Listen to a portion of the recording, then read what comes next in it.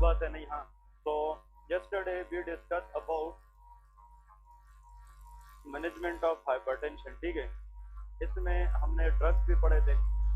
Okay, Noman बताएगा AC inhibitors कौन कौन से ड्रग्स हैं? जवाब एसीई इनहिबिटर। हाँ, वेरी गुड। इनमें से प्रेल के जितने भी ड्रग है वो आते हैं, जिसमें केप्टोप्रेल, इनालाप्रेल एंड रेमीप्रेल, ठीक है। एसीई इनहिबिटर यूज करने से आप बताएं कौन से दो साइड इफेक्ट्स आते हैं? ठीक है, आप बताएं। एसीई इनहिबिटर यूज से कौन से दो प्रोमिनेंट साइड इफेक्ट आते हैं? सी बार, वेरी गुड। उनमें से कफ आ सकती है और एंजियोएडिमा आ सकती है, ठीक है। ये दो याद रखें कि ऐसे ड्रग जो कफ कराए और एंजियोएडिमा कराए ये एसीई इनहिबिटर है, ठीक है। बात नहीं? हाँ, आप बताएं एआरबी ड्रग कौन कौन से है? एआरबी, इसमें losartan, valsartan and candesartan आता है, ठीक है। और जिन लोगों में एसीई इनहिबिटर साइड इफेक्ट कराए उसमें हम एआरबी देते हैं, ठीक है जी। ओके, इसमें फिर हमने बीटा ब्लॉकर, आप बताएं बीटा ब्लॉकर कौन कौन से हैं? हाँ, प्रोप्रानोलोल, एटिनोलोल, मेटोप्रोलोल, एस्मोलोल, ठीक है। ये बहुत इंपॉर्टेंट है, ठीक है। वो कौन सा बीटा ब्लॉकर है अदनान जो ओटी के अंदर हाइपरटेंशन के लिए देते हैं? Very good, esmolol. वो सबसे शॉर्ट एक्टिंग है, वो हम ओटी के अंदर बीपी को रिड्यूस करने के लिए यूज करते हैं। कैल्शियम चैनल ब्लॉकर के कितने टाइप थे? हाँ जी, दो, डाईहाइड्रोपेरिडीन वर्सेस नॉन डाईहाइड्रोपेरिडीन। ओके, हमान बताए वो कैल्शियम चैनल ब्लॉकर जो हार्ट के ऊपर काम करते हैं वो कौन कौन से हैं? जवाब उसके नाम कौन कौन से हैं? हाँ हाँ, वेरी गुड, वेरापामिल एंड डेल्टिएजम, ठीक है।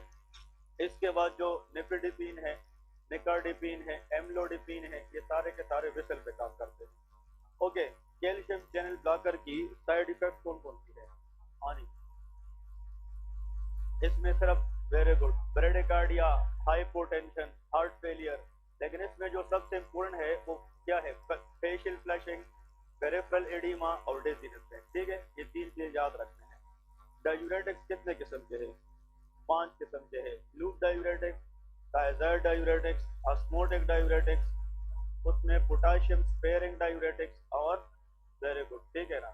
एक होता हमारे पास जो थायजाइड, लूप और कार्बोनिक एनहाइड्रेस इनहिबिटर डायूरेटिक्स, ठीक है। ये हमने पढ़े थे। तो ये हाइपरटेंसिव मैनेजमेंट के अंदर हमने कुछ मेन चीजें पढ़ी है। आज हम नेक्स्ट टॉपिक पढ़ेंगे जिसका नाम है लिपिड लोअरिंग एजेंट, ठीक है। वो हम डिस्कस करेंगे। इसके कुछ एमसीक्यूज रहते हैं, वो एट द एंड हम एक टेबल बनाएंगे, ठीक है, उसमें डिस्कस करेंगे। नेक्स्ट ठीक है lipid lowering agent.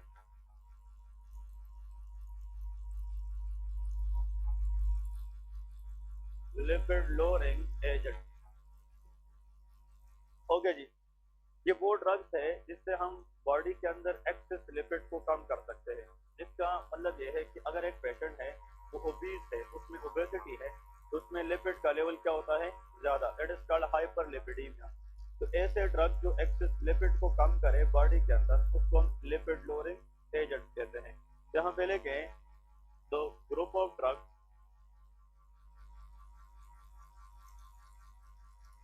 Group of agent which mainly decrease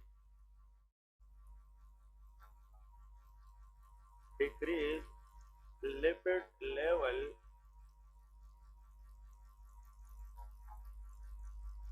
in the blood and reduce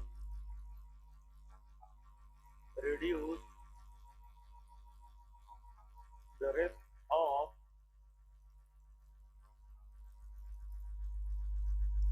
coronary artery diseases, ठीक है। Please remember this sentence. Lipid lowering agent ऐसी ड्रग्स है जिससे हम बॉडी के अंदर एक्सेस लिपिड को क्या कर सकते हैं? कम। और अगर हम लिपिड को कम करें तो उससे हम कोरोनरी आर्टरी डिजीज की रिस्क को भी क्या करेंगे? कम कर सकते हैं। क्योंकि कोरोनरी आर्टरी डिजीज का एक काज हाइपरलिपिडीमिया है। हमने ड्रग्स देने हैं जिससे पेशेंट को हार्ट अटैक और कोरोनरी आर्टरी डिजीज के चांसेस कम हो जाए, ठीक है।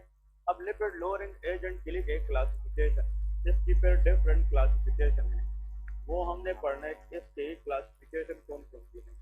The first one that is called statin family. पहले को हम क्या कहते हैं? Statin family. अब स्टेटिन ड्रग नहीं है, लेकिन ये ड्रग ये क्या है? फैमिली है। तो आप लोगों ने याद रखना है कि लिपिड लोअरिंग एजेंट अगर हम पेशेंट को प्रेस्क्राइब करते हैं तो उसमें जो पहली फैमिली आती है that is called of statin family. अब इस स्टेटिन फैमिली के अंदर लिखे एजेंट, इसके अंदर कौन कौन सी चीजें आ सकती है? Number one, simvastatin. Simvastatin. Now this is a drug present in which family? Statin family. ठीक है। Next is rovastatin. Rovastatin. Next इसके अंदर एक और ड्रग आता है which is known as pravastatin। ठीक है। एक इसके अंदर आता है pravastatin and fourth one is lovastatin। एक इसके अंदर क्या आता है? लोवास्टेटिन। अब देखिए आप लोगों ने सिर्फ 2 या 3 याद रखने हैं, लेकिन सारे के सारे वो ड्रग जिसके आखिर में क्या चीज आ जाए? स्टेटिन। इसको हम स्टेटिन फैमिली कहते हैं। और जिस ड्रग में स्टेटिन आ जाए उसका मतलब किस ड्रग के जरिए हमने बॉडी के अंदर किसको कम करना है? लिपिड को कम करना है। ठीक है जी। इसमें इन सब में से जो पाकिस्तान के अंदर ज्यादातर यूज होता है वो रोवास्टेटिन है। रोवेस्टा का नाम सुना है क्या? नहीं। जो टेबलेट रोवेस्टा है वो रोवास्टेटिन है। ठीक है ना। तो रोवेस्टा के नाम से ये टेबलेट आती है। तो टेबलेट रोवेस्टा ये बहुत ज्यादा लोग यूज करते हैं। हार्ट के जितने भी पेशेंट होते हैं या जिसका लिपिड लेवल बॉडी में क्या होता है? इंक्रीज, तो अपनी लिपिड को कंट्रोल करने के लिए ज्यादातर जो मेडिसिन लेता है दैट इज कॉल्ड ऑफ रोवेस्टा, और उसका जो फार्मूला है दैट इज कॉल्ड ऑफ रोवास्टेटिन। ठीक है। अब लिखे इन ड्रग्स की मैकेनिज्म ऑफ एक्शन, ये काम किस तरह करते हैं? तो heading they they what is the mechanism of action. these agents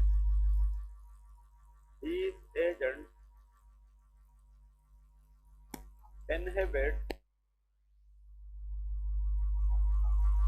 HMG CoA reductase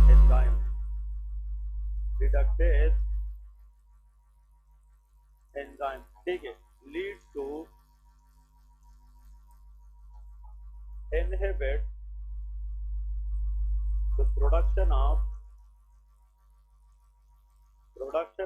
cholesterol. ठीक है जी। ये इसका मेन मैकेनिज्म ऑफ एक्शन है। आप लोग सारी चीजें भूल जाए, लेकिन एक पॉइंट याद रखना है that is called HMG CoA reductase। ये एंजाइम आप लोगों ने बाय हार्ट याद रखना है। अगर आप इनमें से कोई भी ड्रग पेशेंट को दे दे, ये बॉडी के अंदर जाकर किस एंजाइम को इनहिबिट करेगी? HMG CoA reductase। और ये वाहिद एंजाइम है जो कोलेस्ट्रॉल सिंथेसिस में काम करता है। अगर हमने बॉडी के अंदर कोलेस्ट्रॉल बनानी है तो उसका रेट लिमिटिंग एंजाइम क्या होना चाहिए? HMG CoA reductase। अगर हम कोलेस्ट्रॉल बनाने के लिए मेन एंजाइम को ब्लॉक करें तो आया कोलेस्ट्रॉल बन सकेंगे? नहीं। और cholesterol is nothing but it is a fat, ये लिपिड है। तो अगर हम कोलेस्ट्रॉल बनाना बंद करें तो उससे ओवरऑल लिपिड लेवल भी क्या हो जाएगी? वो कम हो जाएगी। तो all statin drugs inhibit HMG CoA reductase that will lead to decrease the production of cholesterol in the body। और इस वजह से ओवरऑल लिपिड की लेवल जो है वो बॉडी के अंदर क्या हो जाएगी? वो कम हो जाएगी। क्लियर है? ये इसका मैकेनिज्म ऑफ एक्शन है। अब इफेक्ट लेके इन ड्रग्स की यूज से बॉडी पे असर क्या होता है? What are the effect? इन ड्रग्स का जनाब मेन पॉइंट ये है कि these drugs decrease cholesterol। ये किस चीज की सिंथेसिस को कम करता है? Cholesterol. That is good for the body. Clear है? तो statin family decrease what? Cholesterol in the body. Number 2 they decrease LDL। ये किसको कम करती है? LDL। That is called low density lipoprotein. Low density lipoprotein. और ये पॉइंट याद रखें, LDL in the body is a bad cholesterol. ये क्या है?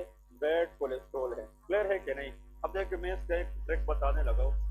For example, this is the largest internal organ of the body, which is called liver।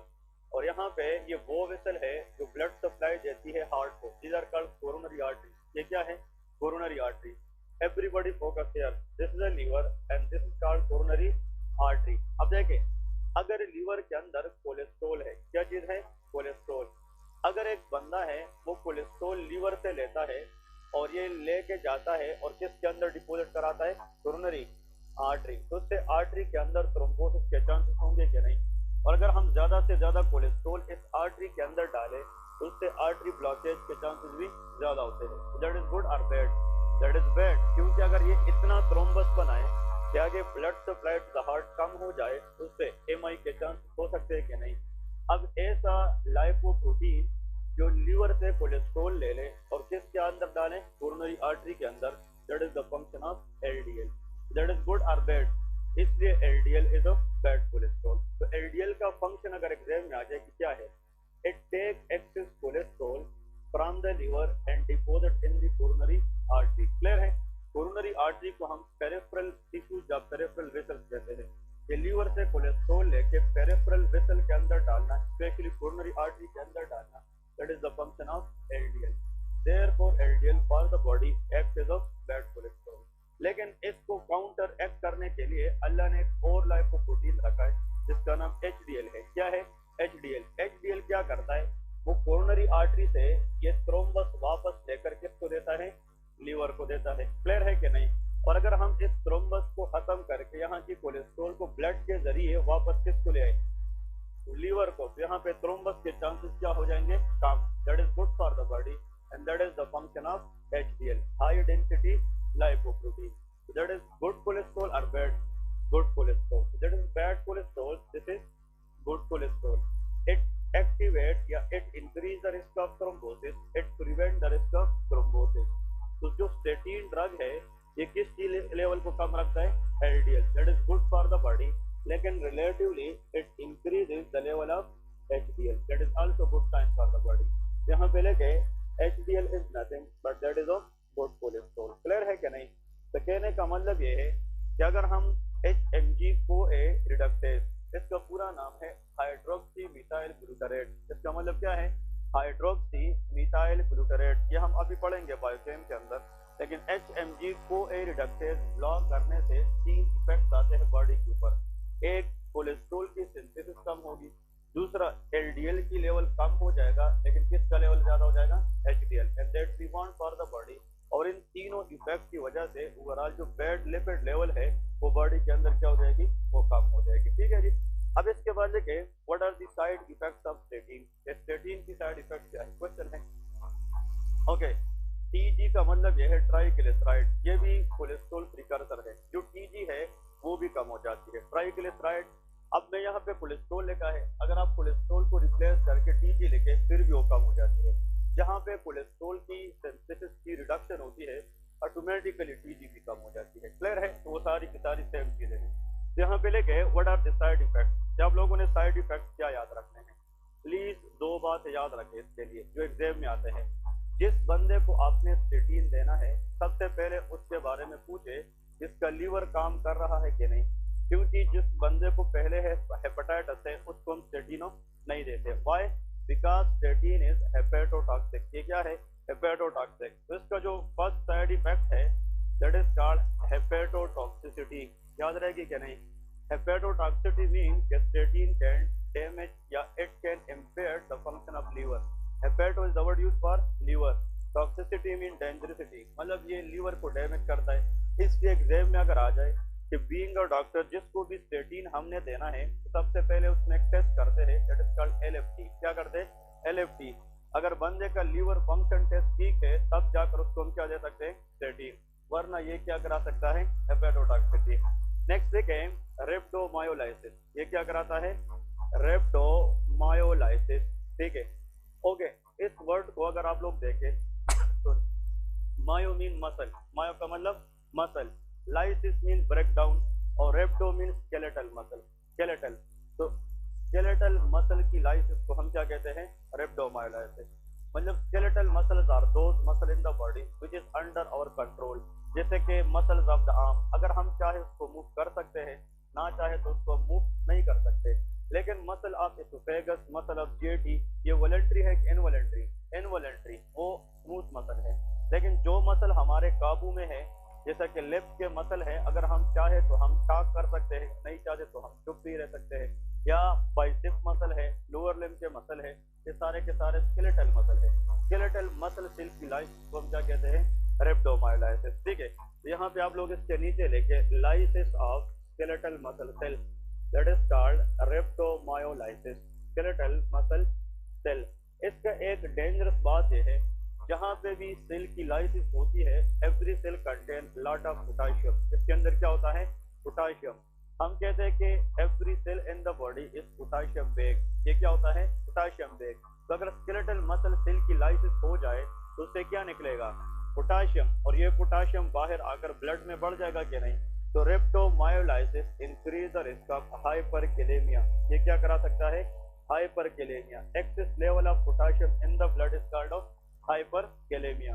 और जब potassium level body के अंदर बहुत ज्यादा बढ़ जाए, it will damage the heart, it is cardiotoxic. ये क्या होता है? कार्डियोटॉक्सिक। प्लीज ये याद रखें, पोटाशियम एक ऐसा इलेक्ट्रोलाइट है, चाहे इसका लेवल कम हो जाए या ज्यादा हो जाए, दोनों सूरतों के अंदर ये किसको टारगेट करता है? हार्ट को। तो हाइपरकेलेमिया कैन कॉज एरिथमियास। ये क्या करा सकती है? एरिथमियास करा सकती है। लेकिन मैं यहाँ पे एक पॉइंट आप लोगों को जो बताता चलूं, ये जो रेप्टोमायोलाइसिस है, ये स्टेटिन तब कराती है, देखे, व्हेन यूज अलोंग विद, अब ये लेके अलोंग विद नंबर 1 फाइब्रेट। ये फाइब्रेट की ड्रग्स होती है, अभी हम डिस्कस करेंगे। जैसे कि स्टेटिन का काम एक्सेस लिपिड को क्या करना है? काम। तो फाइब्रेट एक अलग फैमिली है जिसमें भी लिपिड लेवल को क्या करना है? काम। अगर हम स्टेटिन ड्रग के साथ किसको मिलाए? फाइब्रेट को, फिर उन पेशेंट के अंदर रेप्टोमायोलाइसिस के चांसेस ज्यादा होते हैं। स्टेटिन अलोन यूज करने से रेप्टोमायोलाइसिस नहीं होती, लेकिन ये तब होती है जब हम स्टेटिन के साथ किस ड्रग को मिलाए? फाइब्रेट को मिलाए। ये भी हम पढ़ेंगे। या अगर हम स्टेटिन के साथ एक विटामिन यूज करें, दैट इज कॉल्ड नियासिन। कौन सा? Niacin. Niacin is vitamin B3। ये क्या होता है? Vitamin B3। ये हमने पढ़ा है कि नहीं? Niacin is vitamin B3। Okay. अगर विटामिन B3 इसको हमने बनाना होगा तो ये किस अमीनो एसिड से बनता है? शाबाश। हाँ, ओके। विटामिन B3 जो है ये B6 और B2 की मदद से किस अमीनो एसिड से बनता है? शाबाश। मैं आप लोगों को ये बार बार ये बात बताने लगूं, रिवाइज क्या करें, रिवीजन क्या करें। आप लोग घर जाते हो क्या करते हो? रिवाइज क्या करें, ठीक है ना? फिर आते हो हर एक बंदा पीछे कासे देखते रहते हो, ठीक है ना? तो रिवाइज क्या करें, फिर बाद में खफा होगे, ठीक है ना? Tryptophan, it is essential amino acid. और ट्रिप्टोफैन एक ऐसा अमीनो एसिड है जिसने फ्यूचर में जाकर क्या बनाना है? नियासिन। नियासिन एक ऐसा विटामिन है, ये भी एक्सेस लिपिड को क्या कर सकता है? काम कर सकता है। तो हमने ये क्वेश्चन लिखा भी था कि niacin used in the treatment of hyperlipidemia. याद है क्या नहीं? अब यहाँ पे दो बातें याद रखिए। स्टेटिन एक ऐसा ड्रग है जिसने एक्सेस लिपिड को बॉडी में क्या करना है? काम करना है। बात समझ गए? नंबर 2, स्टेटिन ड्रग्स का काम क्या है? It inhibit HMG-CoA reductase. ये एंजाइम ब्लॉक करता है, और इस एंजाइम की ब्लॉकेज की वजह से तीन बातें पॉसिबल हो जाती है। किस चीज की लेवल कम हो जाती है? Cholesterol, which is called TG, triglyceride, ठीक है। Decrease the level of LDL but increase the level of HDL। तो bad cholesterol will decrease but good cholesterol will increase, and that we want in the body. Clear है? लेकिन सिर्फ statin use करने से पहले patient को बताए कि आपको जिगर का कोई मसला तो नहीं है, क्योंकि स्टेटिन कैन कॉज हेपेटोटॉक्सिसिटी। इसलिए स्टेटिन देने से पहले अगर आप LFT करें, that will be good one. Clear है? दूसरी बात, स्टेटिन के साथ हम अगर दो चीजें मिलाएंगे, वो एहतियात के साथ मिलाएंगे, ठीक है? वो कौन कौन से ड्रग है? Fibrate and niacin. अगर इन दोनों ड्रग्स को हम स्टेटिन के साथ मिलाए, उस पेशेंट को किस चीज का रिस्क हो सकता है? रेप्टोमायोलाइसिस। रेप्टोमायोलाइसिस का जब भी पेशेंट आते हैं, वो कहते हैं ये ड्रग मैं ले रहा हूँ, लेकिन पता नहीं कि मेरे अपर लिम्ब और लोअर लिम्ब में पेन होता है। क्या होता है? पेन। और उसको थकावट होती है, और उस पेन का वजह यह है कि मसल सेल की क्या हो रही है? लाइसिस हो रही है। उस बंदे की जब हम सीरम पोटाशियम चेक करते हैं तो वो यूजुअली नॉर्मल से क्या आता है? ज्यादा आता है। तो हम इन दो ड्रग्स को स्विच ऑफ करते हैं और स्टेटिन को स्विच ऑन रखते हैं। क्लियर है? ये MCQs आते हैं। Statin alone not increase the risk of rhabdomyolysis but only increases if we use along with fibrates and niacin। ठीक है? अब देखिए, मैं आप लोगों को आसान बनाता हूँ। मैंने कैसे याद किया है MBBS में? इस तरह, ये एंजाइम तो आप लोगों ने याद रखना है कि नहीं? इस एंजाइम का नाम क्या है? HMG-CoA reductase. इसका पहला वर्ड क्या है? H, और आखिर क्या है? R। ये पहला से वर्ड है, ये आखिरी वर्ड है ना, तो HR इसमें आता है। तो स्टेटिन इसका जो है काम ही इस एंजाइम को ब्लॉक करना है। तो इसका पहला वर्ड क्या है? एच। तो H for it can cause H hepatotoxicity और R mean for R rhabdomyolysis. Clear है कि नहीं? तो एच एम जी को ए रिडक्टेज, इसके पहले वर्ड से हेपेटोटॉक्सिसिटी और इसके आखिरी वर्ड से आर फॉर रेप्टोमायोलाइसिस। क्लियर है? इस तरह याद रखना है। हाँ जी,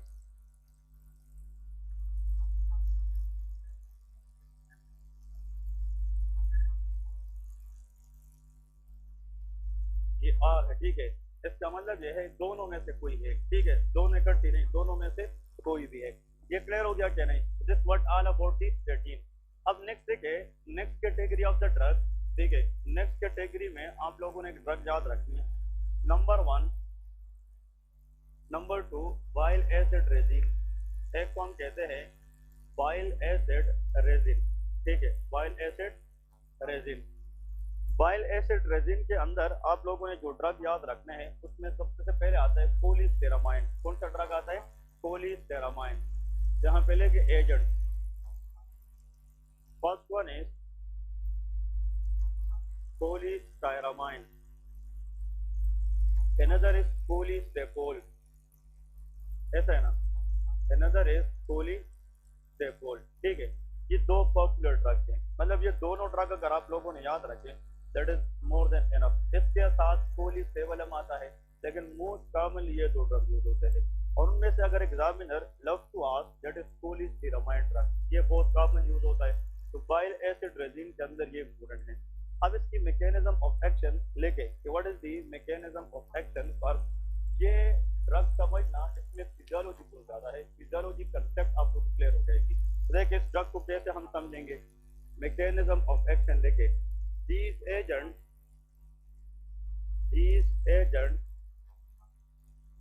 inhibit intestinal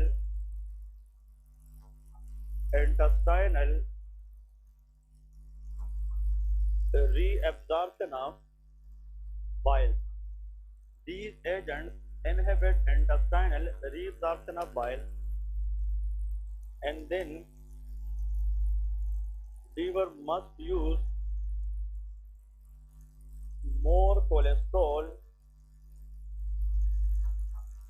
for bile synthesis. ये सेंटेंस आम स्टूडेंट्स को समझ में आना मुश्किल होता है, ठीक है, लेकिन we will try to make it easy. Clear है?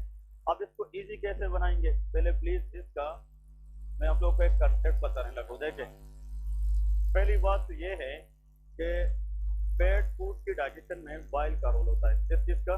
बाइल। देखें, इसके साथ ये मिनी डायग्राम ड्रा करें साइड पे। This is for example liver. ये क्या है?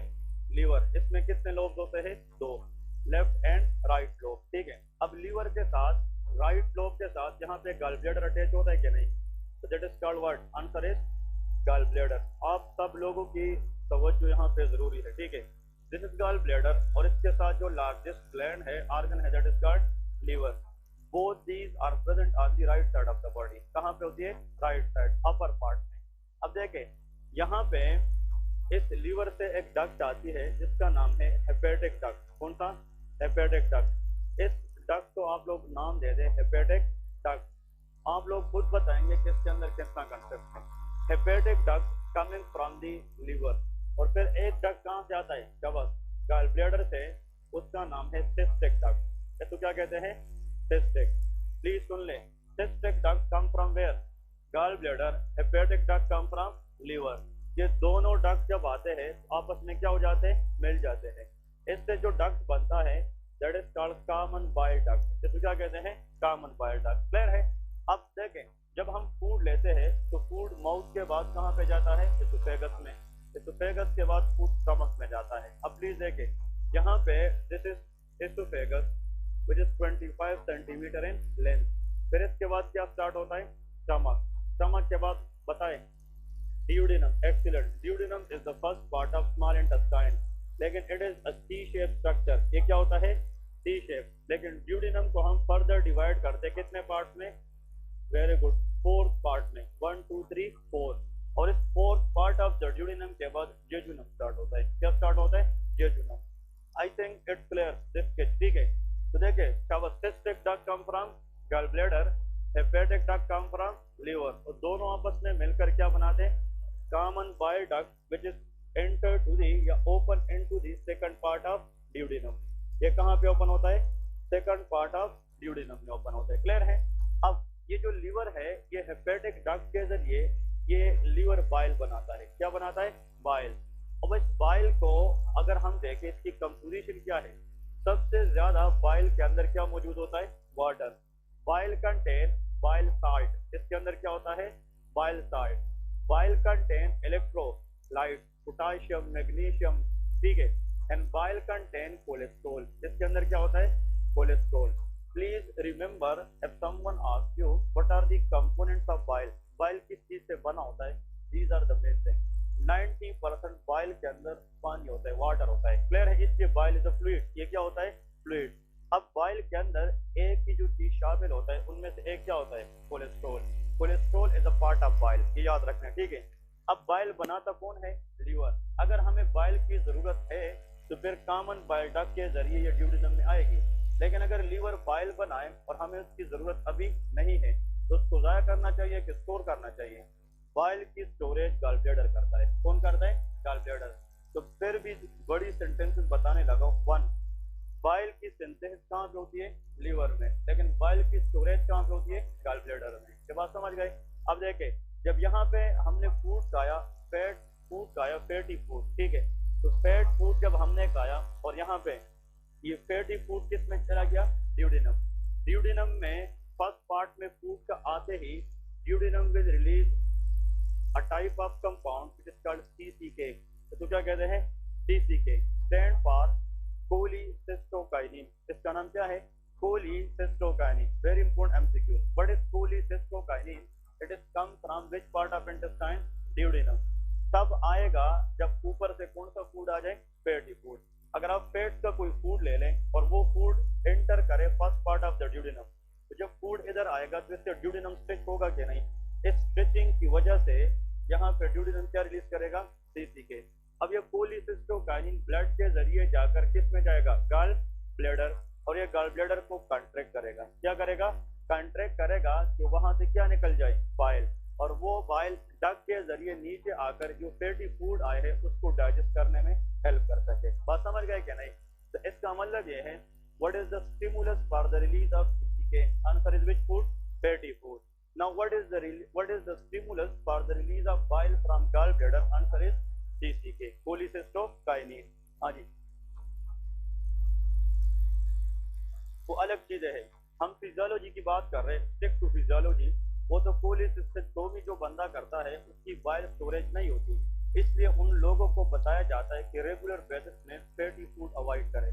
वो फैटी फूड नहीं खाएंगे, क्योंकि अगर वो फैटी फूड खाते रहेंगे तो उसकी कंप्लीट डाइजेशन नहीं होगी, तो फिर अनडाइजेस्टेड फॉर्म में फैट स्टूल में निकल जाएंगे, जिसको सेटूलिया कहते हैं। क्या कहते हैं, सेटूलिया। इसलिए the people who has remove gall bladder they should advise do not take regular basis fatty food. Clear है। ओके। अब फिजियोलॉजी क्या कह रही है, अब यहाँ पे फैटी फूड आए हैं, उसके लिए ऊपर से क्या चीज आई है, बाइल। Very good. अब बाइल और यहाँ पे पेंक्रियाज से पेंक्रियाटिक लाइपेज एंजाइम का नाम सुना है। तो पेंक्रियाटिक लाइपेज बाइल के साथ मिलकर फैटी फूड को क्या करेगी, डाइजेस्ट करेगी। ठीक है। अब डाइजेशन ड्यूडेनम में हो गई, फिर ये बाइल ड्यूडेनम से नीचे जाकर जेजुनम में जाएंगे। कहाँ पे, जेजुनम। फिर जेजुनम के बाद ये बाइल किधर जाएंगे, शाबाश, इलियम में जाएंगे। कहाँ पे, ilium.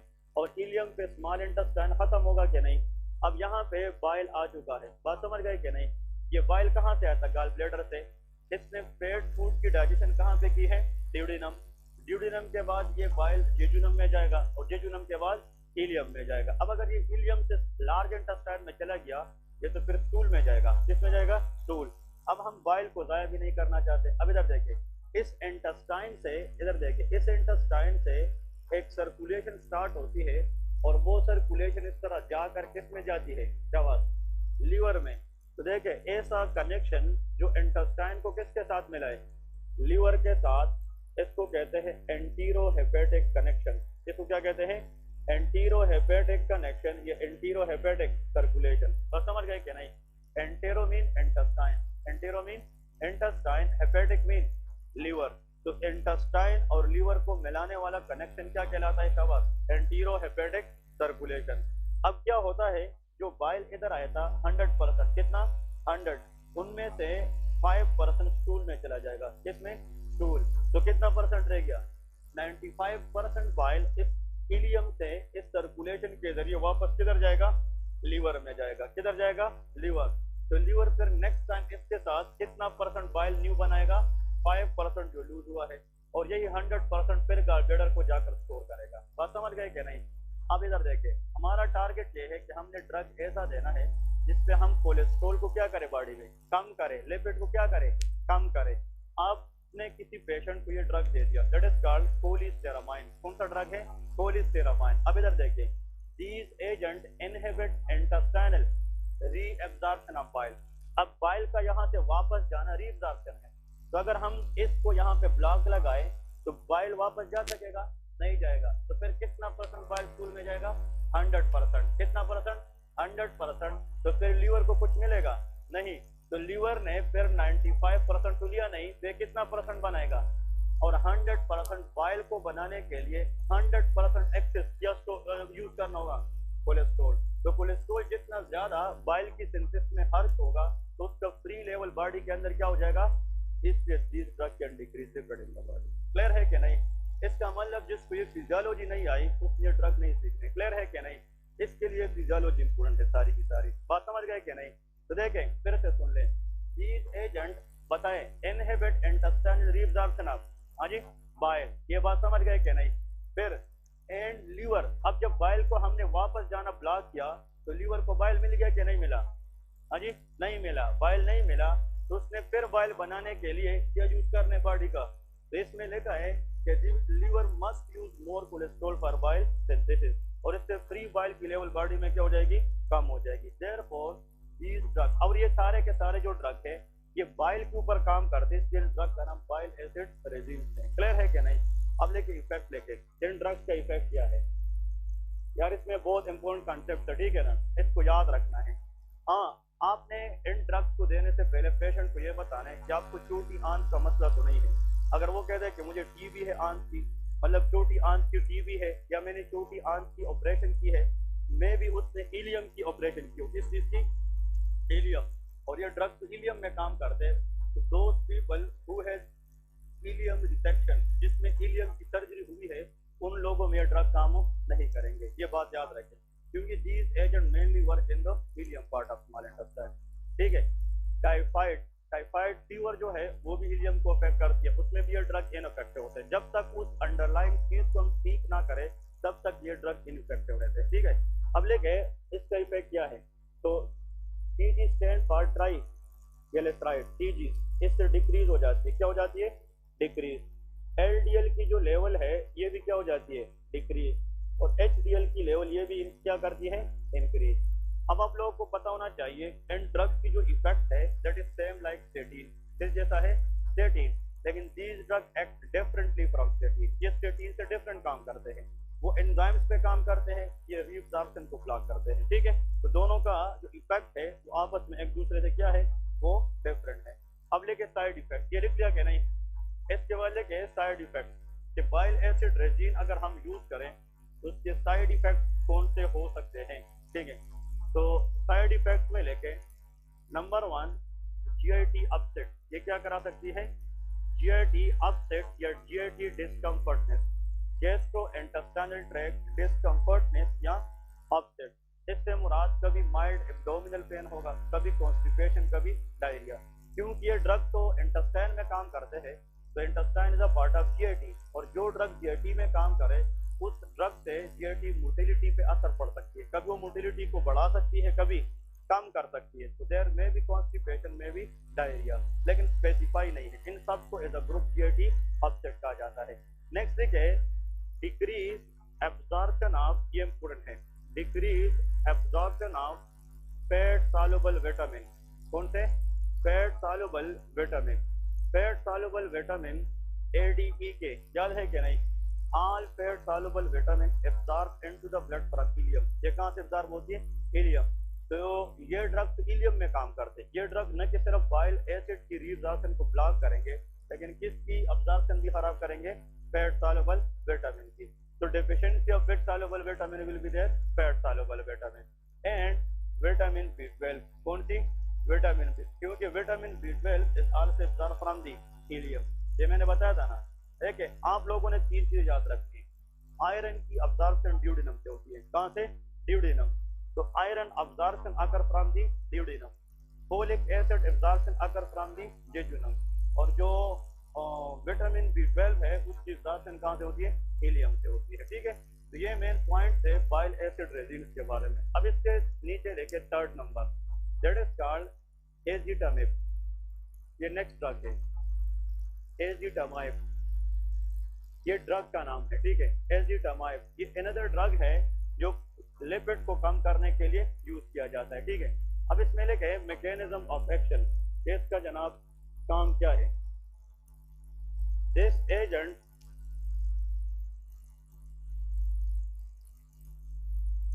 mainly inhibit the absorption of dietary cholesterol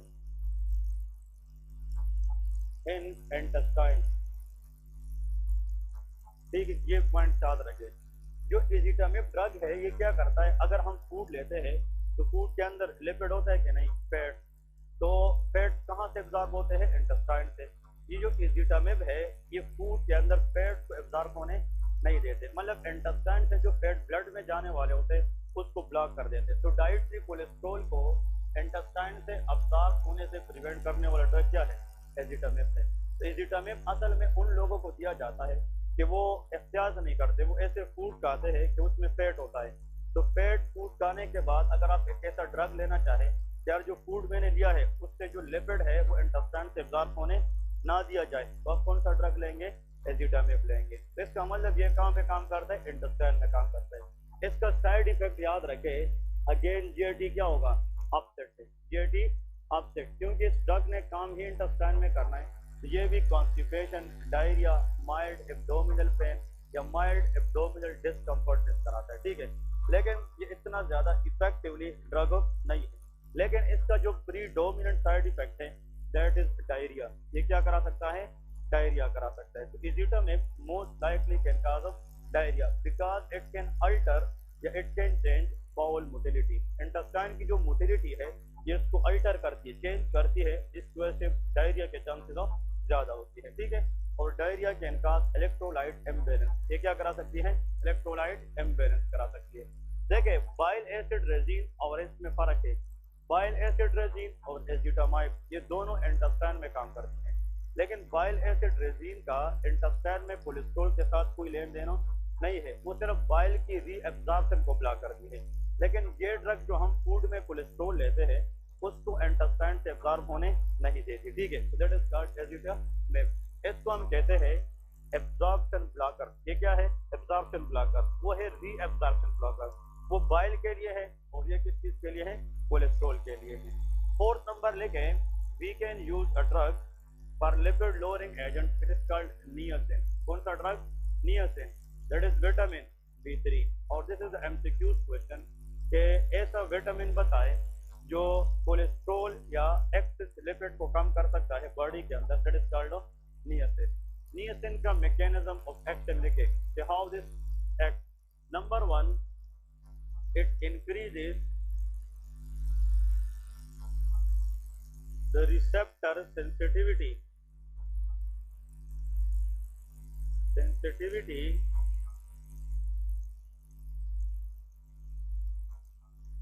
for HDL। Niacin क्या करता है? HDL सेंसिटिविटी बढ़ाता है। नियासिन के होते हुए HDL अपने रिसेप्टर से ज्यादा काम करेगी। किस पे काम करेगी? हाँ जी, अपने रिसेप्टर पे HDL ज्यादा काम करेगी। And HDL is good one और bad? That is good one. इसका मतलब ये है। और दूसरी बात इट रिड्यूस, दूसरा काम ये है रिड्यूस हेपेटिक VLDL सिंथेसिस। किस चीज की कमी? VLDL synthesis. हाँ जी, VLDL we will discuss, it stand for very low density lipoprotein। मतलब LDL का मतलब क्या है? LDL low density lipoprotein but VLDL is very low density lipoprotein. Clear है? अब आप लोग कहोगे कि VLDL क्या है? VLDL भी लाइपोप्रोटीन है, ये भी लिपिड और प्रोटीन की कॉम्बिनेशन है, लेकिन VLDL बनता कहाँ पे है? लीवर के अंदर। कहाँ पे? लीवर के अंदर, इसलिए उसको हम हेपेटिक VLDL कहते हैं। बस समझ गए क्या? नहीं, VLDL एक ऐसा मॉलिक्यूल है जो कौन सी ऑर्गन बनाती है? लीवर बनाती है, इसलिए that is called hepatic VLDL। अगर लीवर क्या चीज बनाए? VLDL बनाए, तो इस VLDL को मॉडिफाई करके इससे हम LDL भी बना सकते हैं। क्या बना सकते हैं? LDL। तो we can say LDL is derived from VLDL। Clear है क्या? नहीं, तो अगर हम हेपेटिक VLDL को ना बनाने दें, अगर VLDL हम ना बनाने दें, can LDL is form? No. और LDL is a bad cholesterol, और हमारा टारगेट ये है कि गुड कोलेस्ट्रॉल की सेंसिटिविटी बढ़ाना और बैड कोलेस्ट्रॉल की प्रोडक्शन को कम करना है। तो नियासिन क्या करता है? ये लीवर के अंदर जाकर VLDL सिंथेसिस को रोकती है, और जब VLDL नहीं बनेगी तो क्या नहीं बनेगी? LDL नहीं बनेगी, और इससे जो एबनॉर्मल बैड कोलेस्ट्रॉल है उसकी एक्टिविटी बॉडी में क्या हो जाती है? वो कम हो जाती है। ठीक है, अब लेके कि what is the side effect, इसकी साइड इफेक्ट क्या है? आप लोगों ने सिर्फ याद रखना है 3 side effect. Number 1, niacin use can cause rhabdomyolysis. ये क्या करा सकती है? Rhabdomyolysis. If we use along with statin, याद है कि नहीं? अगर हम स्टेटिन के साथ नियासिन यूज करें तो ये क्या करा सकता है? रेप्टोमायोलाइसिस। तो रेप्टोमायोलाइसिस स्टेटिन और नियासिन दोनों की साइड इफेक्ट है अगर दोनों को कंबाइंड यूज किया जाए। जहां पे इसके सामने ब्रैकेट में लेके, हाँ जी, if use along with statin. ठीक है, तो इसलिए कहते हैं कि नियासिन स्टेटिन को साथ में नहीं मिलाना चाहिए यूजुअली। ठीक है, क्योंकि it increase the risk of rhabdomyolysis. ये मसल एक्स करा सकती है, और रेप्टोमायोलाइसिस की वजह से पोटासियम लेवल क्या हो सकता है? Raise, which can cause cardiac arrhythmia. ठीक है, नेक्स्ट ठीक है, इट कैन कॉज हाइपरग्लाइसीमिया। ये क्या करा सकती है? हाइपरग्लाइसीमिया। हाइपरग्लाइसीमिया का मतलब इंक्रीज ग्लूकोज लेवल। ठीक है, मुझे कल एक स्टूडेंट अदनान ने मैसेज किया था कि how niacin can cause hyperglycaemia. ऐसा है क्या? नहीं, याद रखे नियासिन जो होता है ये इंसुलिन रेजिस्टेंस कराता है। क्या कराता है? Insulin resistance. नॉर्मली इंसुलिन का काम हाई ग्लूकोज को कम करना है, लेकिन नियासिन क्या करता है? ये इंसुलिन को काम करने से रोकता है। तो अगर इंसुलिन काम ना करे तो ग्लूकोज लेवल क्या रहेगी? ज्यादा रहेगी। तो number 1, niacin increase the risk of insulin resistance, और दूसरी, insulin has a little role in the glycogenolysis. किसमें?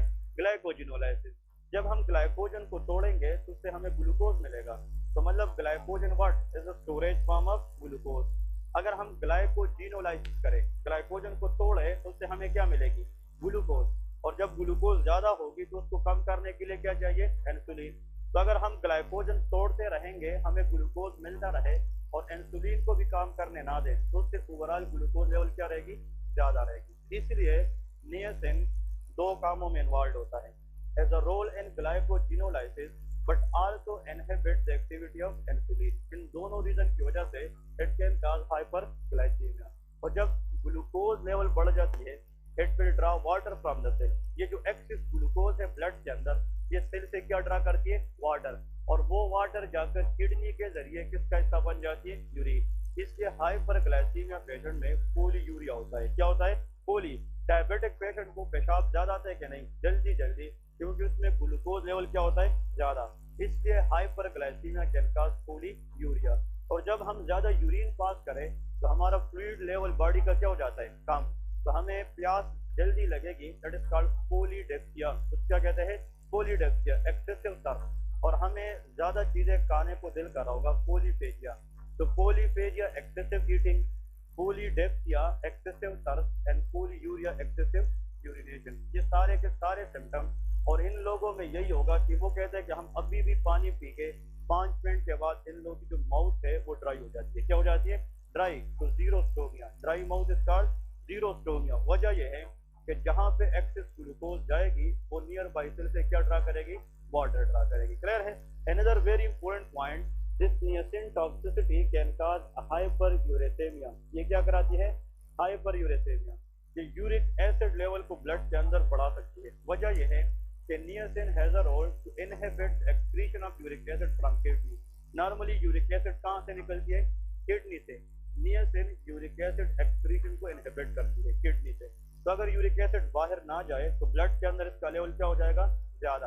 और जब ब्लड में इसका लेवल बढ़ जाएगा, ये एक्सेस यूरिक एसिड फिर बॉडी में जाकर कन्वर्ट हो जाते हैं एक किस्म की क्रिस्टल में, जिसको मोनोसोडियम यूरेट क्रिस्टल कहा जाता है। ये भी सिक्यूज आता है। Excess uric acid in the body converted into MSU crystal. किसमें कन्वर्ट होता है?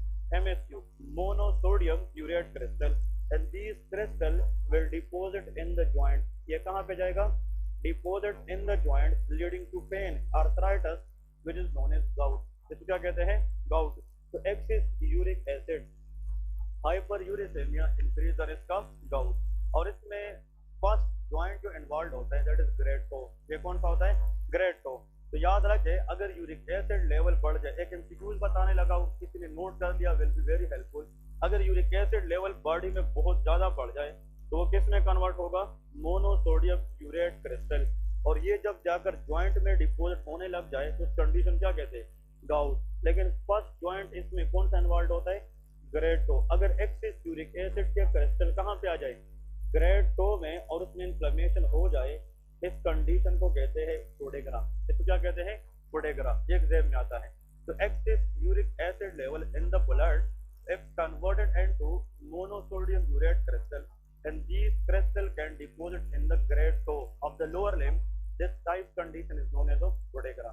So podagra is the first sign of gout condition. ये किसके अंदर होता है?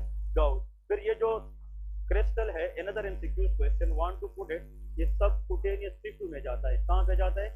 subcutaneous tissue। इसके पिक्चर आप लोग सर्च करें और ग्रुप में डालें ताकि everyone know। सबकुटेनियस टिश्यू मतलब स्किन के नीचे एक्सेस क्रिस्टल आ जाते हैं, और जब क्रिस्टल की डिपोजिशन स्किन के नीचे होती है तो वो बढ़ती रहती है, वो बाल लाइक बम्प्स बनाते हैं। क्या बनाते हैं?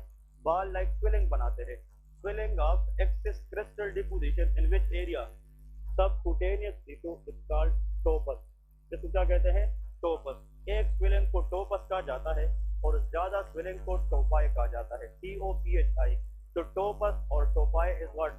Topus means excess uric acid deposition in which area? Subcutaneous tissue, under the skin, especially near the elbow, especially near the knee joint, extensor part में ज्यादा होता है, ठीक है ना?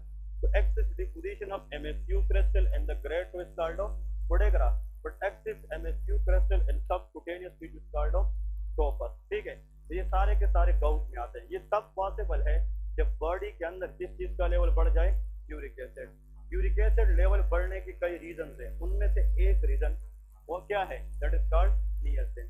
अगर नियासिन की डेफिशिएंसी ना हो, नियासिन की क्या हो? टॉक्सिसिटी हो, मतलब उसकी साइड इफेक्ट है। साइड इफेक्ट का मतलब जब इसका लेवल क्या हो जाए? बढ़ जाए। तो niacin deficiency can cause pellagra. याद है कि नहीं? वो क्या कराता है? Pellagra, diarrhoea, dermatitis and dementia. तो niacin deficiency can cause pellagra, but niacin toxicity can cause rhabdomyolysis if used along with statin, and it can cause hyperglycemia and hyperuricemia, ठीक है? और नियासिन में एक और भी है, it can cause facial flushing, मतलब ये है redness of the face या facial flushing कराता है। लेकिन ये तीन चीजें बहुत इंपॉर्टेंट है, ठीक है जी? अभी तक हमने 4 किस्म की ड्रग्स पढ़ी है जिससे हम ओवरऑल लिपिड लेवल को क्या कर सकते हैं? कम कर सकते हैं। क्या बस रिपीट करें? First one was statin, second was bile acid resin, third is azithromycin and fourth is niacin, ठीक है? फिफ्थ नंबर लेके, fifth is very important, the group of drugs which also decrease lipid level in the body is called fibrate. इसको क्या कहते हैं? Fibrate. अब fibrate जो है ये एक हमारे पास कैटेगरी है, मतलब इसमें फैमिली है और इसके अंदर एजेंट। इसमें आता है जिम्बीप्रोजेल, जिमीप्रोजेल, ठीक है?